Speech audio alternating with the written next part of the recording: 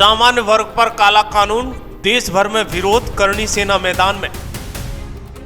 छात्र, अध्यापक या कोई और गलती हो या न हो, सजा मिलेगी। कानून नहीं, ये डर है। खून से पत्र, अधिकारी पद से त्याग पत्र, सरकार से आर पार की लड़ाई की मंजूरी। यूजीसी नियमों, यूजीसी कहते हैं कि कानून सबके लिए बराबर है, लेकिन आज सवाल यह है कि कानून के ऊपर भी क्या कोई कानून बैठ चुका है? बड़ा सवाल यह भी है कि क्या सामान्य वर्ग का ही देश निकाला होगा? कैसे हर बार सामान्य वर्ग को ही उसकी औकात याद दिलाई जाती है और कहा जाता है कि मोदी है तो मुमकिन है, पर आज जनता पूछ रही है, क्या यह मुमकिन है या सिर्फ चुनिंदा लोगों के लिए ही रह गया है? सरकार ने नारा दिया, सबका साथ सबका विकास, लेकिन क्या ये नारा जमीन पर है? कुछ का साथ बाकी का विनाश बनता जा रहा है। प्रधानमंत्री कहते हैं बटेंगे तो कटेंगे, लेकिन हकीकत यह है कि आज बट कौन रहा है और बांट कौन रहा है। दर्शकों, आज सवाल किसी जाति या धर्म के खिलाफ नहीं है। आज सवाल न्याय का है, बराबरी का है और संविधान का है। सरकार का एक नारा है, एक रहेंगे तो सेफ रहेंगे। आज विश्वविद्यालयों में कुछ छात्रों के लिए सुरक्षा और कुछ के लिए डर बन चुका है। सामान्य वर्ग पढ़ लिख कर बाहर निकल रहा है, देश छोड़ रहा है और सिस्टम से उम्मीद हो रहा है, क्योंकि सरकार जानती है कि उनकी आबादी कम है और वोट बैंक की राजनीति में कम संख्या का मतलब कम अहमियत होता है। और सोचिए, अगर आज आप चुप रहेंगे तो कल आपके बच्चे जाने अनजाने किसी कतार में खड़े होंगे। ये सवाल आपके भविष्य के हक का है। अगर आप कॉलेज में पढ़ते हैं और आपके घर में कोई हायर एजुकेशन ले रहा है, तो पिछले कुछ दिनों से आपने यूजीसी इक्विटी रेगुलेशन 2026 का नाम जरूर सुना होगा।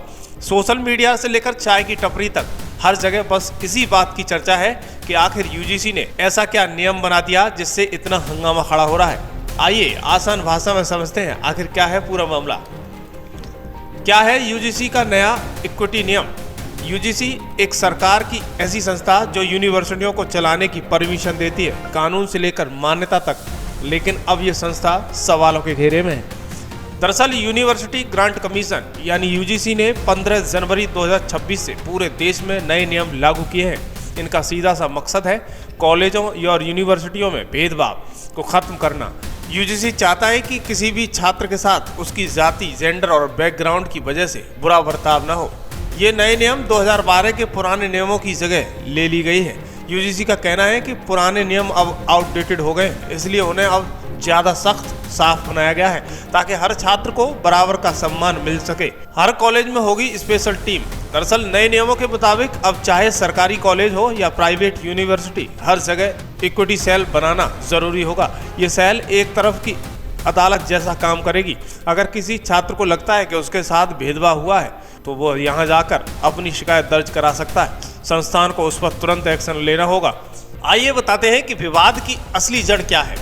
अब सवाल आता है कि अगर नियम अच्छे हैं तो फिर बवाल क्यों हो रहा है? इस विवाद के पीछे मुख्य रूप से दो बड़ी वजह सामने आती हैं। पहली, यूजीसी 2023 के नियम साफ कहते हैं कि किसी भी छात्र के साथ जाति के आधार पर भेदभाव अपराध है। सुरक्षा सबके लिए थी, ब्राह्मण हो या राजपूत हो या ओबीसी हो या SC ST हो, न्याय का दरवाजा हर किसी के लिए खुला था। लेकिन 2026 में तस्वीर बदल जाती है। अब नियम कहते हैं कि जाति भेदभाव तभी माना जाएगा जब वो SC ST और OBC के खिलाफ हो। मतलब साफ है कि जनरल कैटेगरी का छात्र प्रताड़ित हो तो कानून उसे पीड़ित मानने से इनकार कर देगा। इसी बात को लेकर जबरदस्त प्रदर्शन पूरे भारत में दिख रहा है। इसी बीच करणी सेना जोरदार प्रदर्शन की तैयारी में है। राजस्थान की करणी सेना इक्विटी रेगुलेशन 2026 के विरोध में जोरदार प्रदर्शन की प्लानिंग कर रही है। करणी सेना के राष्ट्रीय अध्यक्ष राज शेखावत का कहना है कि सरकार को इस काले कानून को वापस लेना होगा, नहीं तो उग्र प्रदर्शन होगा। उन्होंने कहा कि सरकार बताए कि सामान्य वर्ग के नागरिकों ने सरकार के साथ क्या बुरा किया है कि लगातार काले कानून को सामान्य वर्ग पर थोपते चले आ रहे हैं। इसका केंद्र सरकार को जवाब देना होगा और कान खोलकर सुन लिया जाए। यूजीसी काले कानून को तुरंत वापस लेना होगा, अन्यथा शीघ्र ही संसद के सामने जोरदार प्रदर्शन होगा। सुनिए क्या कुछ कहते हुए नजर आ रहे हैं शेखावत। सामान्य वर्ग के जो नागरिक इस भारतवर्ष के, उन्होंने ऐसा तो क्या बुरा आपकी इस केंद्र सरकार का कर दिया है कि लगातार आप काले कानूनों को हम पर थोपे जा रहे हो। तो केंद्र सरकार एक कान खोलकर सुन ले, इस यूजीसी काले कानून को तुरंत वापस लेना होगा, तुरंत वापस लेना होगा। अन्यथा इस भारतवर्ष के सामान्य वर्ग के समस्त नागरिकों को लेकर शीघ्र क्षत्रिय करणी सेना, स्वर्ण समाज समन्वय समिति एवं समस्त संगठन को साथ लेकर तारीख और समय और स्थान की घोषणा करते हुए जहां ये बिल पास हुआ है वहीं बड़ी संख्या में आक्रामकता से विरोध दर्ज करने के लिए पहुंचा जाएगा। दूसरी तरफ करणी सेना के नेता ओकेंद्र राणा ने सरकार से पूछा है कि हम आजाद भारत के गुलाम व्यक्ति हैं। आगे उनका कहना था कि आज हम नहीं बोलेंगे तो कल आने वाली पीढ़ी गद्दार कहेगी। हम जानते हैं कि भाजपा सीएम योगी को खत्म करना चाहती है, जानबूझकर कमजोर करना चाहती है। उनका सीधा कहना है, योगी तुमसे बैर नहीं, मोदी तुमसे खैर नहीं। दर्शकों, अब लड़ाई किसी एक की नहीं रही है। इस यूजीसी की लड़ाई में नेताओं से लेकर अधिकारी तक मैदान में आ गए। इसी कड़ी में बरेली से सिटी मजिस्ट्रेट अलंकार अग्निहोत्री ने अपने पद से इस्तीफा दे दिया है और लखनऊ भाजपा के 11 पदाधिकारियों के इस्तीफे यूजीसी के नए नियमों के आहत होकर लगातार इस्तीफे दिए जा रहे हैं और कहा जा रहा है कि हमारे सवर्ण समाज के बच्चों के साथ खिलवाड़ किया जा रहा है। हमारा वो आज ही के दिन पास हुआ था, पूर्ण रूप से आज के दिन ही वो लागू हुआ था। लेकिन मेरे दोस्तों, मेरे साथियों, मैं आपको बता देता हूं कि हम युवा जो है सवर्ण समाज के, वो इस प्रकार से महसूस करते हैं। ये बात आपको सवर्ण समाज के नेता और सवर्ण समाज के लोग जो भेड़ चाल चलते हैं वो कभी भी नहीं बताएंगे, पर मैं आपको एक कड़वी और सत्य बात बता रहा हूं। आजाद भारत देश में एक जो गुलामी की बेड़ियां होती हैं, उस प्रकार से सवर्ण समाज की युवाओं का, सवर्ण समाज के बच्चों का, सवर्ण समाज के बेटे बेटियों का उस प्रकार से आज उत्पीड़न होता है।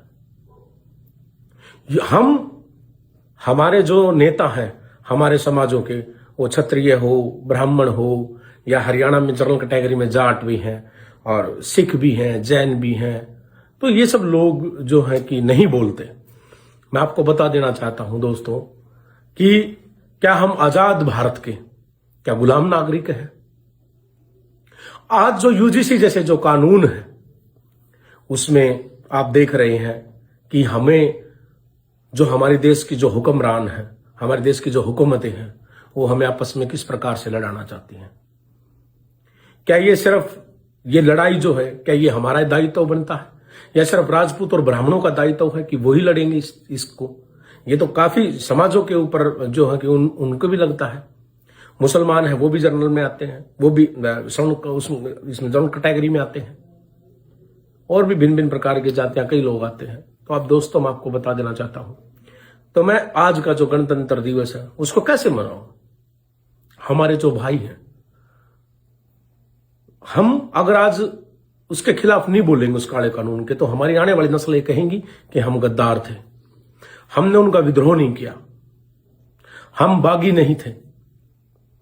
दोस्तों, आप एक बात बताएं, ये जो यूजीसी जैसे जो काले कानून लाए गए, हमें यह भी पता है कि एक राजनीतिक षड्यंत्र है जो उत्तर प्रदेश के माननीय मुख्यमंत्री श्री योगी आदित्यनाथ जी की राजनीतिक रूप से उनको षड्यंत्र के तहत उनको खत्म करने की ये चाल है। हम ये सब जानते हैं। जैसे इन्होंने अयोध्या में, भाजपा सरकार की एक बड़ी पहचान है श्री राम मंदिर। श्री राम मंदिर कहां बना? अयोध्या में भाजपा के ही लोगों ने, भाजपा के ही नेताओं ने।